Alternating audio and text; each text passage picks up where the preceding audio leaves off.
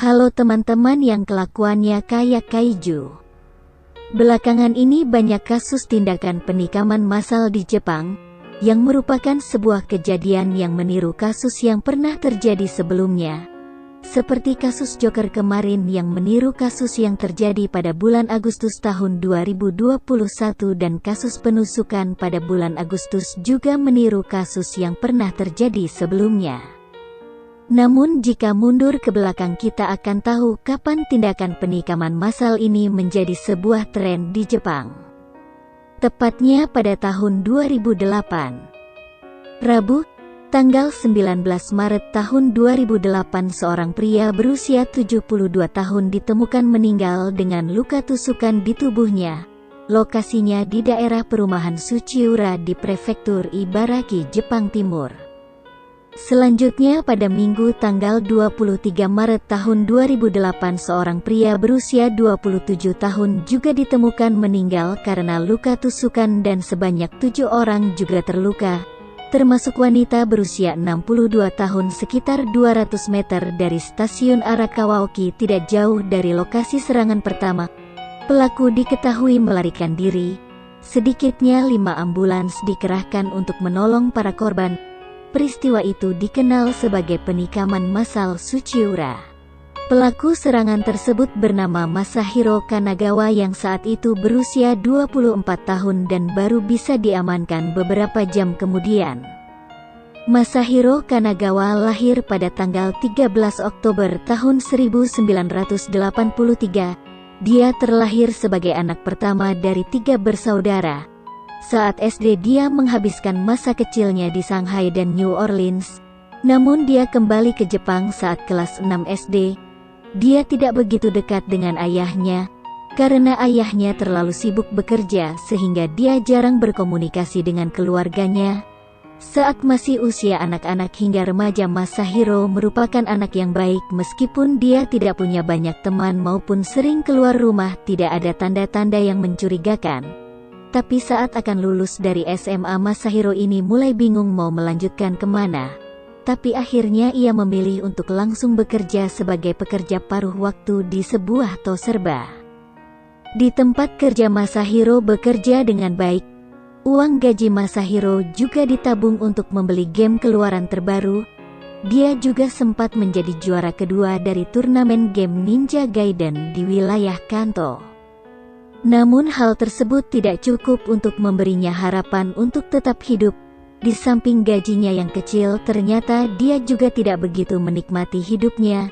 Setiap kali keluar game terbaru dia selalu membelinya dan membuat uangnya selalu habis untuk itu. Sehingga Masahiro tidak bisa membeli barang kebutuhan lainnya. Akhirnya Masahiro merasa depresi dan ingin mereset hidupnya lagi dari awal agar bisa mendapatkan kehidupan yang lebih baik lagi. Masahiro sebenarnya sudah berencana melakukan penikaman massal di sebuah sekolah dasar lokal pada tanggal 19 Maret tahun 2008, tapi karena terlalu banyak orang dewasa sehingga ia membatalkan rencananya tersebut. Pada saat itu dia membawa sebuah pisau dapur dan pisau survival yang dia beli pada tanggal 17 Maret. Selanjutnya dia mengendarai sepeda menuju area perumahan di daerah Suchiura dan di daerah tersebut kemudian menusuk seorang pria berusia 72 tahun yang bernama Yoshikazu Miura dan meninggalkan sepedanya di lokasi. Di aksi berikutnya tanggal 23 Maret tahun 2008 Masahiro melakukan 8 penusukan yang berlangsung di daerah sekitar stasiun Japan Railway Arakawa-oki di Joban Line, dengan korban meninggal Takahiro Yamakami berusia 27 tahun dan 7 orang lainnya mengalami luka. Berdasarkan laporan para korban selamat dari aksi penikaman dan penyelidikan polisi berhasil mengidentifikasi pelaku dan memasukkan Masahiro dalam daftar buronan pada Jumat tanggal 21 Maret tahun 2008. Namun polisi sempat kesulitan untuk menangkap Masahiro karena dia sering berpindah tempat. Dia sempat bersembunyi di Akihabara sebelum pergi ke Yokohama.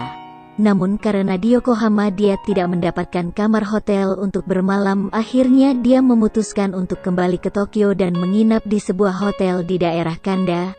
Sebelum akhirnya dia ditangkap karena tidak sengaja menuliskan nama aslinya saat akan menginap di hotel daerah Kanda.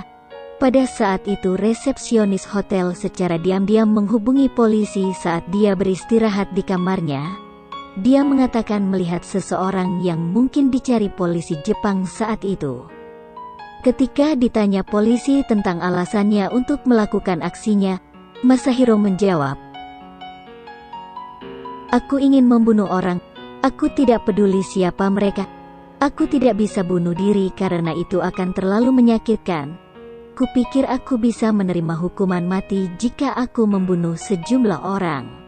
Menurut peraturan yang berlaku di Jepang, seseorang baru bisa dijatuhi hukuman mati jika telah menghabisi sedikitnya 2 orang.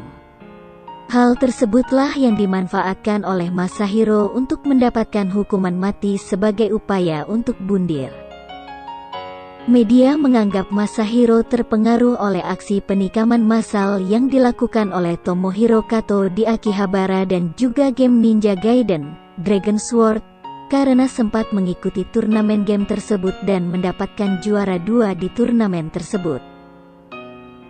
Pada tanggal 21 Februari tahun 2013 akhirnya Masahiro divonis dengan hukuman mati.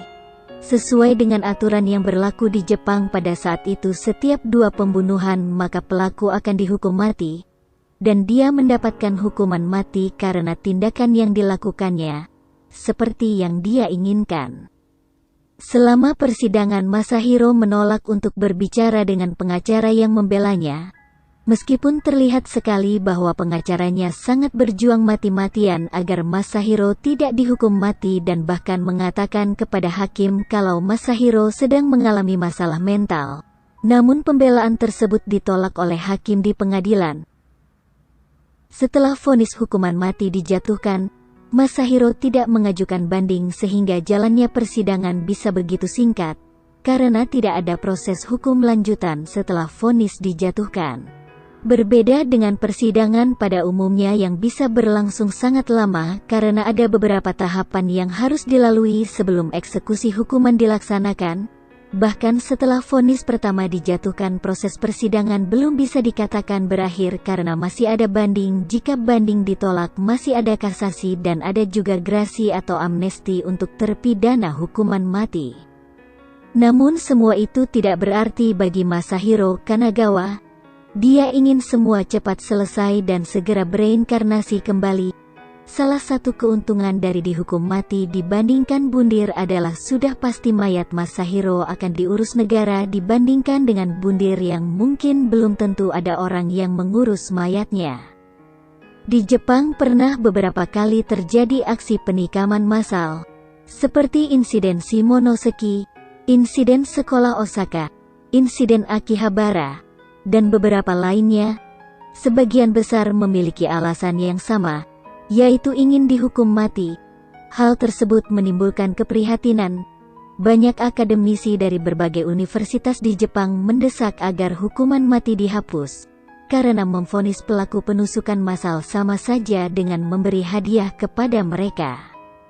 Banyak orang khawatir jika insiden penikaman ini menginspirasi orang lain untuk melakukan hal yang sama seperti insiden Akihabara yang menginspirasi Masahiro Kanagawa. Walaupun begitu, Tomohiro Kato, pelaku dari insiden Akihabara, telah menyesali perbuatannya karena apa yang dia lakukan ternyata tidak sesuai dengan apa yang terjadi dan sekarang dia sedang berjuang untuk mendapatkan keringanan hukuman melalui jalur hukum. Penikaman seperti ini dilakukan secara acak dan selalu menargetkan banyak orang. Kebanyakan pelaku tidak mengenal korbannya dan tidak peduli dengan korbannya. Dengan menghapus hukuman mati, maka tindak kriminal seperti penusukan liar diharapkan tidak pernah terjadi lagi di Jepang.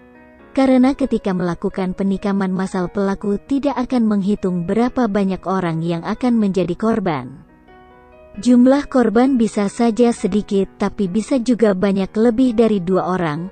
Padahal korban tidak bersalah dan mengenal pelaku, tapi harus meninggal hanya karena pelaku yang ingin bundir.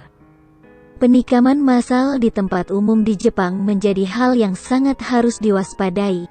karena tujuan pelaku adalah untuk mendapatkan hukuman mati sebagai upaya untuk melakukan bundir. Dibandingkan dengan hutan bundir Aokigahara yang terkenal dengan keangkerannya, tempat umum yang bisa saja menjadi TKP tindakan penikaman massal di Jepang akan menjadi tempat yang lebih angker yang berbahaya karena tidak hanya akan mengambil nyawa dari orang yang berniat bundir, tapi juga sedikitnya akan mengambil minimal 2 nyawa dari orang yang tidak bersalah sebagai tumbal dari upaya bundir pelaku. Bahkan lebih horornya, kalaupun ada korban yang bisa lari, pelaku masih bisa mengejar, dan itu lebih menakutkan dibanding hantu dari hutan bundir Aokigahara. Terima kasih sudah menonton sampai akhir. Jika ada yang kurang atau kalian ingin nambahin, tulis saja di kolom komentar. Jangan lupa subscribe untuk mendapatkan update video terbaru.